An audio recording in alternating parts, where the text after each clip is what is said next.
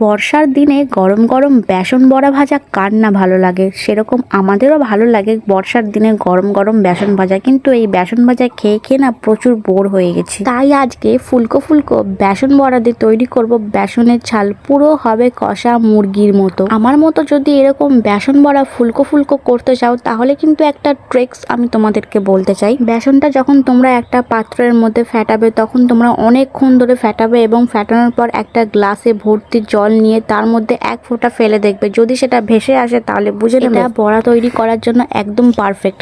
তারপর তোমরা একটা একটা করে ছাড়বে এবং আলু, একটু আদা রসুন দিয়ে ভালো করে কষিয়ে এবং লাস্টে বেসন বড়া দিয়ে আর গরম মশলা দিয়ে কিন্তু নামিয়ে নিলেই সুন্দর একটা গন্ধ চলে আসবে এবং খেতেও খুব সুন্দর লাগবে। দেখো আমার কালারটা কত ভালো হয়েছে। এরকম তাহলে আর দেরি কেন, চটপট ঘরে গিয়ে বানিয়ে ফেলুন বেসন বড়ার ঝাল। খেতেও সুস্বাদু, দেখতেও সুস্বাদু। আজকের মতো বাই বাই। প্লিজ একটা লাইক করে দিও বন্ধু।